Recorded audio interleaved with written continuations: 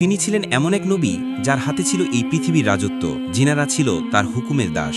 পশু পাখির ভাষাও বুঝতেন তিনি, বাতাসও চলত তার আদেশে, আর জিন জাতি তার নির্দেশে পুনর্নির্মাণ করেছিল বাইতুল আকসা। এই গল্প সেই মহান বিশেষ নবীর, যিনি ছিলেন এই পৃথিবীর বাদশাহ, কিন্তু তার অন্তর ছিল নম্র ও আল্লাহর ভয়ে ভরা, যেখানে এক পিপটির ডাকে থেমে যায় রাজকীয় সেনাবাহিনী। এটি শুধু এক রাজত্বের কাহিনী নয়, বরং আল্লাহর প্রতি ভালোবাসা আর অনুগত্যের গল্প। প্রিয় দর্শক, আমরা এই ভিডিওতে বলতে যাচ্ছি নবী সুলাইমান আলাইহিস সালামের অলৌকিক জীবন কথা, যেখানে বাতাস, জিন, পশু পাখি সবই ছিল তার অধীনে, আর তিনি ছিলেন কেবল আল্লাহর অনুগত্যে। একদা দাউদ আলাইহিস সালামের ইন্তেকালের পর সমস্ত রাজ্য বিষণ্ণ হয়ে পড়ল, আর তখনই আল্লাহর নির্দেশে তার সিংহাসনে বসানো হলো হযরত সুলাইমান আলাইহিস সালামকে। এক রাতে হযরত সুলাইমান আলাইহিস সালাম আকাশের দিকে তাকিয়ে আল্লাহকে বললেন, হে আমার প্রতিপালক, আমাকে এমন এক রাজত্ব দিন যা আর কেউ কখনো পাবে না। ইয়া রব, আপনি আমাকে ক্ষমা করুন এবং আপনার পক্ষ থেকে বিশেষ অনুগ্রহ দিন। আল্লাহ তার দোয়া কবুল করলেন। তখন থেকে সুলাইমান আলাইহিস সালাম শুধুমাত্র মানুষের উপরই শাসন করতেন না, বাতাসও তার আদেশে চলত। একদিনই তিনি তার সৈন্যদল নিয়ে বহুদিনের পথ বাতাসের মাধ্যমে পাড়ি দিতে পারতেন। জিনেরা তার জন্য প্রাসাদ বানাতো, সাগরের গভীরে ডুব দিয়ে রত্ন আনত, এমনকি তিনি পশু পাখিদের ভাষাও বুঝতেন। এমনই একদিন হযরত সুলাইমান আলাইহিস সালাম আল্লাহর আদেশে তার বিশাল সেনাবাহিনী নিয়ে সফরে বের হলেন। সেই সেনাবাহিনীতে ছিল মানুষ, জিন, পশু পাখি। সেনাবাহিনী এমন এক বিশাল ছিল যে তাদের আগমনের শব্দে পাহাড় কেঁপে উঠত। রাজ সিংহাসনে বসে হযরত সুলাইমান আলাইহিস সালাম তার সুশৃঙ্খল বাহিনীর গতি পর্যবেক্ষণ করছিলেন। পথে যেতে যেতে তার একসময় পৌঁছে গেলেন এক সবুজ গাছে ভরা উপত্যকায়, যেখানে ছোট ছোট গর্তে অসংখ্য পিপিলিকাদের এক রাজ্য ছিল। পিপিলিকার রাজা দূর থেকে হঠাৎ দেখতে পেল যে সুলাইমান আলাইহিস সালাম বিশাল বাহিনী নিয়ে ধেয়ে আসছেন। তখনই দায়িত্ববান সেই পিপিলিকার রাজা চিৎকার করে বলল, হে পিপিলিকার দল, তাড়াতাড়ি সবাই নিজ নিজ গর্তে আশ্রয় নাও, কেননা সুলাইমান আলাইহিস সালাম ও তার বাহিনী এদিকে এগিয়ে আসছে। তারা তোমাদেরকে না দেখে পদদলিত করে ফেলতে পারেন। সেই ছোট্ট পিপিলিকার সতর্কবার্তা স্পষ্টভাবে শুনতে পেলেন নবী সুলাইমান আলাইহিস সালাম। তিনি তখন আল্লাহর দরবারে মাথা নত করে বললেন, হে আমার প্রতিপালক, আমাকে এমন অন্তর দিন যাতে আমি সবসময় কৃতজ্ঞ থাকতে পারি। আপনি যে নিয়ামত আমাকে দান করেছেন তা যেন আমি উপভোগ করি সঠিকভাবে, এবং আমি যেন সৎকর্ম করতে পারি যা আপনি পছন্দ করেন। এরপর তিনি পিপিলিকার রাজাকে সম্মানের সাথে ডাকলেন এবং বললেন, হে পিপিলিকা, তুমি এত ছোট অথচ এত দায়িত্বশীল, তোমার কথা শুনে আমি মুগ্ধ। কিন্তু বলতো, তুমি কি সত্যি মনে করো আমি এমন একজন যে পশু পাখির ক্ষতি করব? পিপিলিকার রাজা বিনয়ের সাথে সামনে এসে দাঁড়িয়ে বলল, হে আল্লাহর নবী সুলাইমান, আমি আপনাকে কখনই জালিম ভাবিনি, বরং আমরা জানি আপনি প্রাণীদের সুরক্ষা দেন, তাদের অধিকার রক্ষা করেন। কিন্তু আমাদের রাজ্য এত ছোট যে আমাদের দেহ এত নাজুক, আমরা আপনার পায়ের নিচে না পড়েও পড়ে যেতে পারি। আমি কেবল আমার প্রজাদের নিয়ে উদ্বিগ্ন ছিলাম। যদি তাদের কোনো ক্ষতি হয় তবে আমি আল্লাহর কাছে দায়ী হব। আমার দায়িত্ব এই ছোট প্রাণীদের নিরাপদ রাখা, কারণ আমাকেও একদিন হিসাব দিতে হবে। প্রিয় দর্শক, আল্লাহ তাআলা কুরআনুল কারিমে এই আশ্চর্য ঘটনা আমাদের সামনে তুলে ধরেছেন, যা ঘটেছিল হযরত সুলাইমান আলাইহিস সালামের জীবনে। আল্লাহ বলেন, সুলাইমানের সামনে একত্রিত করা হলো তার বাহিনীকে, জিন, ইনসান এবং পক্ষীকুলকে, এবং তাদেরকে সুবিন্যস্ত করা হলো নানা দলে। যখন তার এক পিপিলিকার অধ্যুষিত এলাকায় পৌঁছালো, তখন এক পিপিলিকা বলল, হে পিপিলিকার দল, তোমরা দ্রুত নিজেদের গর্তে ঢুকে যাও, যেন অজ্ঞতাস্বরে সুলাইমান ও তার বাহিনী তোমাদের পিষে না ফেলে। এই কথাটি শুনে নবী সুলাইমান আলাইহিস সালাম মৃদু হেসে উঠলেন। একটি ক্ষুদ্র প্রাণীর এমন দূরদর্শী তার নেতৃত্ব এবং গুণ প্রজ্ঞা তাকে অভিভূত করল।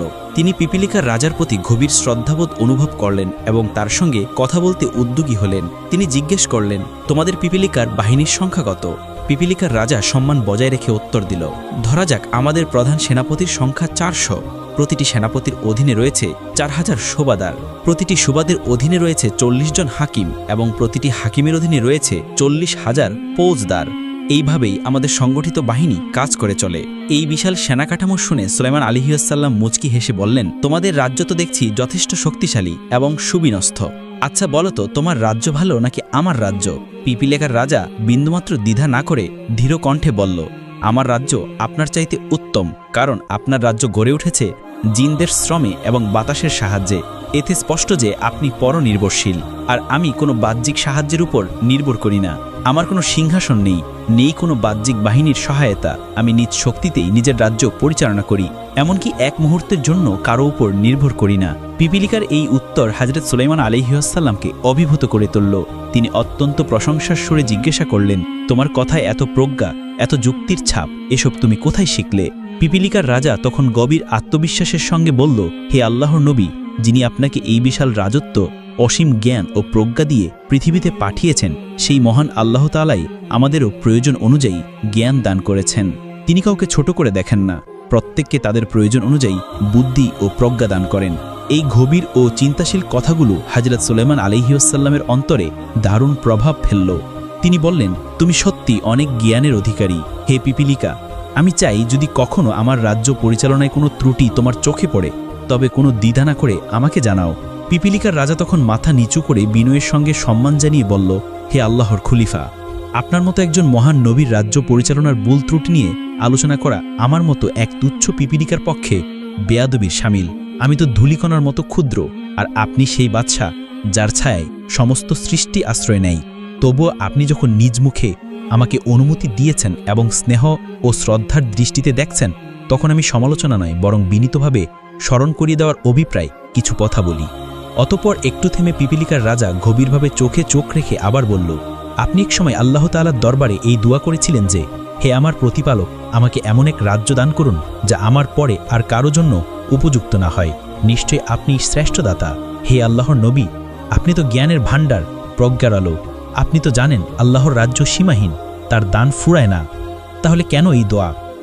যদি আপনার পরে কোনো একজন বান্দাকে আল্লাহ আপনার মতো কিংবা আপনার চেয়ে বড় রাজ্য দান করেন, তাহলে আপনার আপত্তির কারণ কি?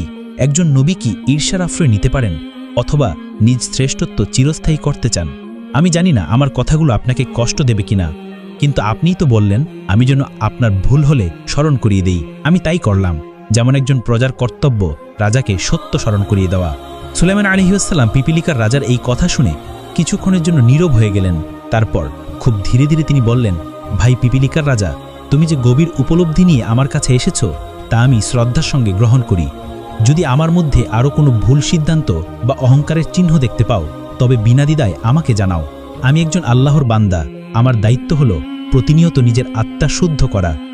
পিপিলিকাদের রাজা নতস্বরে জবাব দিল, হে নবী, হয়তো আমার কথাগুলো আপনার হৃদয়ে সামান্য কষ্টের রেখা এঁকেছে, তবু আপনি নিজেই তো আমাকে প্রতিশ্রুতি দিয়ে বলেছিলেন যে সত্য বলতে ভয় করবে না। আমি সেই প্রতিশ্রুতির প্রতি বিশ্বস্ত থাকতে এসব বলছি। হে সুলাইমান আলাইহিসসালাম, আপনি যে বেহেশতের আংটি ধারণ করেছেন, সেটির মাধ্যমেই তো আল্লাহ আপনাকে দিয়েছে আকাশচুম্বী ক্ষমতা। পূর্ব থেকে পশ্চিম, উত্তর থেকে দক্ষিণ সমগ্র দুনিয়া আপনার অধীন। জিন, পরী, মানুষ, দানব, পাখি, প্রাণী, এমনকি আগুন ও বাতাস পর্যন্ত আপনার আদেশ মানে। এই সব কিছুই তো সেই আংটির মুহূর্তে সম্ভব হয়েছে। এই আংটি আপনার নয়, এটি এক পবিত্র আমানত যা আল্লাহ আপনাকে সাময়িক সময়ের জন্য দিয়েছেন। কিন্তু প্রশ্ন হলো, হে নবী, আপনি কি এই অপার নিয়ামতের জন্য আল্লাহর দরবারে যথাযথ কৃতজ্ঞতা প্রকাশ করেছেন? আপনি তো জানেন, কৃতজ্ঞতা শুধু মুখের শব্দ নয়, বরং অন্তরের গভীর অনুভব এবং কাজের মাধ্যমে তা প্রকাশ পাওয়া। আরও একটি বিষয় স্মরণ করিয়ে দিতে চাই, হে নবী, আল্লাহ যখন বাতাসকে আপনার অধীন করে দিয়েছেন, তখন তা শুধু একটি অলৌকিক শক্তি নয়, তা ছিল এক শিক্ষা। বাতাস দেখা যায় না, ধরা যায় না, কোনো আকৃতিতে তাকে বাঁধা যায় না, তবুও তার উপস্থিতি আমাদের প্রতিটি মুহূর্তে অনুভূত হয়। এ বাতাস যেমন চুপিসারে আসে, তেমনি আবার এক ঝড়ের ঝাপটায় সব কিছু লণ্ডভণ্ড করে দিয়ে চলে যায়। এই বাতাসে আমাদের শেখায় পার্থিব্য সমস্ত শক্তি, রাজত্ব, গৌরব, দম্ভ সবই ক্ষণস্থায়ী। আজ আপনি শাসন করছেন, কাল মাটির নিচে শুয়ে থাকবেন। আজ আপনার গায়ে রাজকীয় পোশাক, কাল হয়তো শুধু এক সাদা কাফনের কাপড়ই আপনাকে ঢেকে রাখবে। বাতাসের মতো এই সমস্ত শক্তি চলে যাবে, মিলিয়ে যাবে, রয়ে যাবে শুধু সেই অনুভব আপনি কেমন ছিলেন আর কি রেখে গেলেন। পিপিলিকা রাজার এই সমস্ত কথা শুনে হযরত সুলাইমান আলাইহিসসালাম স্তব্ধ হয়ে গেলেন। তিনি পিপিলিকা রাজার কথায় মর্মাহত হলেও রাগান্বিত হলেন না, বরং তিনি নীরবে মাথা নিচু করে মাটির দিকে তাকিয়ে নিজের পথে চলতে শুরু করলেন। ঠিক তখনই পিপিলিকা রাজা তার ক্ষুদ্র কণ্ঠে শ্রদ্ধার সাথে ডাক দিলেন, হে আল্লাহর খলিফা, আপনি আমার দরজায় এসে খালি মুখে ফিরে যাবেন তা কি মানা যায়? আপনি তো সেই মহান নবী, যিনি ধনী দরিদ্র নির্বিশেষে সকলের জন্য দয়ার বাতিঘর। আপনার প্রস্থানে আমার দরিদ্র রাজ্যেও দয়ার ছায়া পড়ুক। হে আল্লাহ নবী, আপনি কিছু মুখে দিয়ে যান। এই বিনয় ও ভালোবাসাপূর্ণ বাক্য শুনে হযরত সুলাইমান আলাইহিসসালাম হতভম্ব হয়ে পড়লেন। তখন পিপিলিকার রাজা তার সনদের আদেশ দিল, মানুষের উপযোগী কিছু নাস্তা নিয়ে এসো। অতঃপর পিঁপড়েরা ক্ষুদ্র ক্ষুদ্র কিছু খাদ্য এনে পেশ করল। হজরত সুলাইমান আলাইহিসসালাম তা দেখে হালকা করে হেসে উঠলেন। এই হাসি ছিল ক্ষুদ্র প্রাণীর মহানুভবতায় অনুপ্রাণিত এক হাসি। পিপিলিকা রাজা বিনয়ের সাথে বলল, হুজুর, আপনি হাসছেন কেন? ক্ষুদ্র খাদ্যে যদি আল্লাহর বরকত থাকে তবে তা অগণিত প্রাণীর তৃপ্তির জন্য যথেষ্ট। তদুপরি বিশাল বড় খাদ্য ভাণ্ডারও এক বড় মাছের ক্ষুধা নিবারণে ব্যর্থ হতে পারে। সবই আল্লাহ তাআলার হাতে। আপনি বিসমিল্লাহ বলে মুখে দিন, নিশ্চয়ই তাতে বরকত হবে। হজরত সুলাইমান আলাইহি ওয়াসাল্লাম বিসমিল্লাহ বলে সেই অল্প একটু খাবার থেকে একটুখানি মুখে দিলেন। তখনই তিনি অনুভব করলেন মুখে দেওয়ার পর তা আরও বড় হয়ে উঠেছে। যখন তিনি তা গেলে ফেললেন তার পেট যেন পরিপূর্ণ হয়ে গেল। তিনি অবাক হয়ে তার সৈন্যবাহিনীর সঙ্গী সাথী আমির ওমারাদের বললেন, তোমরাও একটু একটু করে গ্রহণ করো। সবাই এক চিমটি পরিমাণ করে খেলেন এবং আশ্চর্যভাবে প্রত্যেকেই তৃপ্ত হলেন। দ্বিতীয়বার আর কেউ খেতে উদ্যত হলেন না, কারণ সকলেই তৃপ্তিতে পরিপূর্ণ। কয়েক হাজার লোক এভাবে আহার সম্পন্ন করল। অথচ তখনও দেখা গেল পিপিলিকাদের আনা খাবারের মাত্র 1/4 শেষ হয়েছে। অতপর সুলাইমান আলাইহিসসালাম পিপিলিকা রাজাকে বিদায় জানিয়ে তার সৈন্য সামন্ত নিয়ে নিজ গন্তব্যের দিকে এগিয়ে যেতে লাগলেন। এরপর একদিন হজরত সুলাইমান আলাইহিসসালাম গভীর মনোযোগে দোয়ায় লিপ্ত হয়ে আল্লাহর দরবারে আরজি করলেন, হে আল্লাহ রাব্বুল আলামিন, তুমি আমাকে সারা পৃথিবীর বাদশাহী দান করেছ, নবুয়তের মর্যাদাও দিয়েছ। আমাকে এমন শক্তি ও সম্মান দিয়েছ যা আগে কখনো কেউ পায়নি। কিন্তু হে প্রভু, আমি তো চিরকাল এই পৃথিবীতে থাকব না। এই পৃথিবী ছেড়ে একদিন চলে যেতে হবে আমাকে। এই রাজত্ব, এই সিংহাসন, এই বাহিনী কিছুই তো আমার আর থাকবে না। তবুও আমি চাই এমন একটি কাজ করে যেতে যা আমাকে তোমার প্রতি নিবেদিত প্রমাণ করবে, আর যেন কেয়ামত পর্যন্ত তোমার প্রিয় বান্দারা আমাকে মনে রাখে। আমি চাই তোমার পবিত্র ঘর বাইতুল আকসা নতুনভাবে নির্মাণ করতে। আল্লাহ সুবহানাহু ওয়া তাআলা তার প্রিয় নবীর এই দোয়া কবুল করলেন এবং বললেন, হে সুলাইমান, তুমি অবশ্যই তা পুনর্নির্মাণ করবে। এই অনুমতি পেয়ে হজরত সুলাইমান আলাইহিসসালাম আনন্দিত হলেন। তিনি সঙ্গে সঙ্গে তার মন্ত্রী পরিষদকে আহ্বান করলেন। তার মন্ত্রিসভায় তখন ছিল 2 প্রজাতির প্রতিনিধি। মানুষদের মধ্য থেকে 350 জন মন্ত্রী এবং জিনদের মধ্য থেকেও 350 জন মন্ত্রী। সভা বসল, সবাই সমবেত হল। হযরত সুলাইমান আলাইহি ওয়াসাল্লাম বললেন, আমি বাইতুল আকসা পুনর্নির্মাণ করতে চাই। এটি একটি পবিত্র দায়িত্ব। পৃথিবীর সমস্ত জিনদের একত্রিত করো, সবাইকে আমার সামনে হাজির করো। তার এই হুকুমে জিন মন্ত্রীরা ছুটে গেল।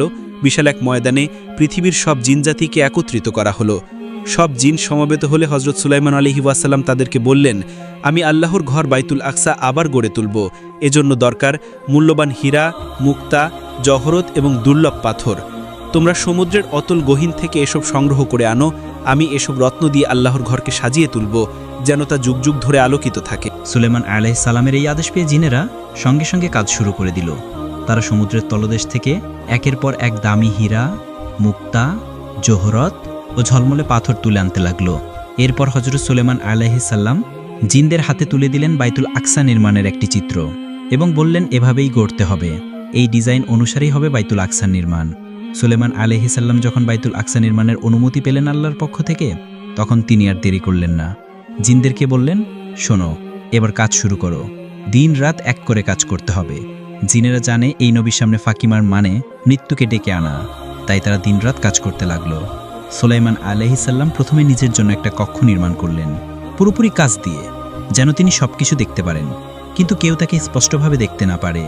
জিন্দারা দূরে থেকে কক্ষে তাকিয়ে ভাবত, এই যে নবী সুলাইমান তো কক্ষেই বসে আছেন, একদম তাকিয়ে আছেন আমাদের দিকে। আর সেই ভয় তারা সারাক্ষণ কাজ করে দিত, কারণ তারা জানত সুলাইমান আলাইহিসসালাম এক মুহূর্তের জন্য কক্ষ থেকে বের হলেও তারা যদি বুঝে যায় তিনি নেই, তবে সঙ্গে সঙ্গে তারা কাজে ফাঁকি দেবে। জিন জাতি ছিল একটু অলস, একটু ছটফটে। তাদের শাসন না করলে ঠিকঠাক মতো কাজ হতো না। কিন্তু নবী সুলাইমান আলাইহিসসালাম ছিলেন কড়া, ন্যায়পরায়ণ এবং ক্ষমতাবান। তার ভয়ে তারা দিন রাত বাইতুল আকসা নির্মাণের কাজ করে যাচ্ছিল। দিন যায়, রাত যায়, এমনি করে মসজিদুল আকসার কাজ প্রায় শেষের পথে। 3 ভাগের 2 ভাগ প্রায় সম্পন্ন। এমন সময় হঠাৎই সুলাইমান আলাইহিসসালামের সামনে হাজির হলেন একজন অতিথি। তিনি জিজ্ঞাসা করলেন, কে তুমি? সামনে দাঁড়িয়ে থাকা ব্যক্তিটি বললেন, আমি আল্লাহর ফেরেশতা মালাকুল মাউত, আজরাইল। আল্লাহর আদেশে আমি আপনার জান কবজ করতে এসেছি। সুলাইমান আলাইহিসসালাম কিছুক্ষণ চুপ থাকলেন, তারপর ধীরে ধীরে বললেন, তুমি জানো বাইতুল আকসার কাজ এখনো শেষ হয়নি। জিনেরা এখনো রাত দিন কাজ করছে। যদি তারা জেনে যায় আমি আর নেই, তবে ওরা আর এক মুহূর্ত কাজ করবে না। 3 ভাগের 2 ভাগ হয়েছে, আর 1 ভাগ বাকি। ভাই আজরাইল, একটু সময় দাও আমাকে। আজরাইল বললেন, হে নবী, আমি ক্ষমতাহীন, আল্লাহর আদেশ মানতেই হবে, সময় দিতে পারি না। সুলাইমান আলাইহিস সালাম হতভাবে বললেন, ভাই আজরাইল, আমি তো নিজের জন্য সময় চাইছি না, আর না আমার রাজত্বের জন্য, সিংহাসনের জন্যও না, আমার স্ত্রী পুত্রদের জন্যও না। আমি কেবল চাই আল্লাহর ঘরটা সম্পূর্ণ হোক, বাইতুল আকসা যেন পূর্ণ হয়। আমি শুধুমাত্র এই একটি কাজ শেষ করে যেতে চাই, যাতে কিয়ামত পর্যন্ত মানুষ আমাকে স্মরণ করে। আজরাইল আলাইহিস সালাম শান্ত কণ্ঠে বললেন, আপনি যদি কিছুটা সময় চান তাহলে আল্লাহ রাব্বুল আলামিনের কাছে দোয়া করুন। তিনি যদি অনুমতি দেন, আর আমাকেও যদি সে অনুমতি দেন, তাহলে আমি ফিরে যাব। হযরত সুলাইমান আলাইহিস সালাম চোখ বন্ধ করে ধীরে ধীরে 2 হাত তুলে দোয়া করলেন, হে আমার প্রভু, হে আমার প্রতিপালক, তুমি যদি চাও আমি এখনই এই দুনিয়ার মায়া ছেড়ে চলে যাব, আর কোনো আপত্তি নেই আমার। কিন্তু আমি তোমার ঘর মসজিদুল আকসা পুনর্নির্মাণের জন্য কিছুটা সময় চাই। হে রব, তুমি তো জানো এই কাজ চলছে জিনেদের দ্বারা, তারা আমার উপস্থিতির ভয় দিনরাত খেটে চলেছে। এখন যদি আমি চলে যাই, তারা কাজ বন্ধ করে দিবে, মসজিদের কাজ অপূর্ণ থাকে যাবে। তাই হে রব, আমাকে সামান্য একটু সময় দাও, শুধুমাত্র এই একটি কাজ আমাকে শেষ করে নিতে দাও। আল্লাহ তাআলা সাড়া দিলেন, হে আমার নবী সুলাইমান, আমি এই পৃথিবীর সৃষ্টি শুরু থেকে আজ পর্যন্ত কাউকে অতিরিক্ত সময় দেইনি। এটা আমার বিধানের বাইরে। আমার সিদ্ধান্তে মালাকুল মাউত যার দরজায় যাবে, সে কখনোই খালি হাতে ফিরবে না। আল্লাহ এর কথা শুনে হযরত সুলাইমান আলাইহিসসালাম মাথা নিচু করে বললেন, হে আল্লাহ, আমি সন্তুষ্ট, আপনি যেটা ভালো মনে করেন সেটাই হোক। তবে একটি প্রশ্ন, আমার মৃত্যুর পর কি মসজিদুল আকসার কাজ সম্পন্ন হবে না? আল্লাহ তাআলা স্নেহভরা কণ্ঠে বললেন, হে সুলাইমান, চিন্তা করো না, এই দায়িত্ব এখনও আমি আল্লাহ নিয়ে নিলাম। তোমার মৃত্যুর পরও এই কাজ শেষ হবে। জিন জাতিরাই এই কাজ সম্পন্ন করবে, তাদের অজান্তেই। আল্লাহ এই আশ্বাসে সুলাইমান আলাইহিসসালাম নিশ্চিন্ত হলেন। তিনি ধীরে ধীরে সেই কাচের কক্ষে প্রবেশ করলেন, একটি লাঠিতে ভর দিয়ে দাঁড়ালেন আর চোখে চোখ রেখে তাকিয়ে থাকলেন জিনদের দিকে, যেন তিনি এখনও বেঁচে আছেন, নজর রাখছেন সব কিছুর ওপর। এরপর মালাকুল মউত সুলাইমান আলাইহিসসালামের জান কবজ করে নিলেন। সুলাইমান আলাইহিসসালামের ইন্তেকাল হয়ে গেল। এখানে একটা কথা বলে রাখি, নবীদের একটা বিশেষ মুজজা আছে, আর তা হলো আল্লাহ তাদের দেহ পবিত্র ও অক্ষত অবস্থায় রাখেন। সুলাইমান আলাইহিসসালাম তখনও লাঠিতে ভর দিয়ে সেই জিনদের দিকে তাকিয়েছিলেন।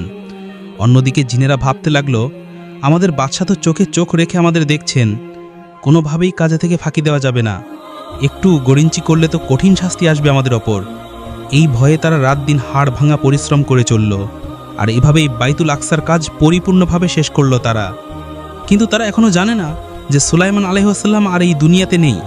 এদিকে খুব ছোট্ট একটা পোকা, ঘুনে পোকা, যে চুপি চুপি কাজ করে চলছে, সে আস্তে আস্তে সুলাইমান আলাইহিসসালামের লাঠি খেতে লাগলো।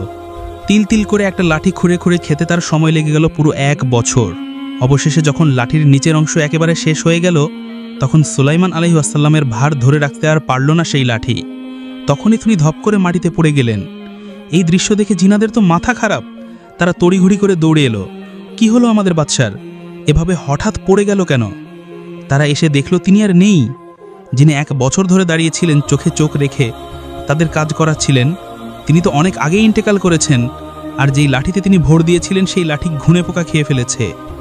জিনেরা তখন থমকে গেল, ভাবতে লাগলো, তবে কি সুলাইমান আলাইহিসসালামের মৃত্যু অনেক আগেই হয়েছিল? তারা তখন অনুসন্ধানে নেমে পড়ল। তারা একটা নতুন লাঠি এনে তাতে আবার ঘুনে পোকা লাগিয়ে দিল। তারপর সারাদিন ধরে ঘুনে পোকা কতটুকু খায় সেটা হিসাব করল। এভাবে তারা হিসাব করে বুঝতে পারল, এই পরিমাণ কাঠ খেতে সেই ঘুনে পোকার লেগেছে পুরো 1 বছর। মানে সুলাইমান আলাইহিসসালামের মৃত্যু হয়েছিল আজ থেকে 1 বছর আগেই। একটা লাঠিতে ভর দিয়ে তিনি দাঁড়িয়েছিলেন, আর একটা ছোট্ট পোকা ধীরে ধীরে সেই লাঠি খাচ্ছিল। আর সেই লাঠি যখন একেবারে খেয়ে ফেলা হলো, তখন তিনি পড়ে গেলেন। এ বিষয়ে কুরআনুল কারিমে আল্লাহ বলেন, অতঃপর যখন আমি সুলাইমানের মৃত্যু ঘটালাম, তখন কাউকে তার মৃত্যুর কথা জানাইনি, তার লাঠি খেয়ে খেয়ে ফেলা একটি পোকা ব্যতীত। তারপর যখন সে মাটিতে লুটিয়ে পড়ল, তখন জিনেরা বুঝতে পারল যে তারা অদৃশ্য বিষয়ের জ্ঞান রাখে না।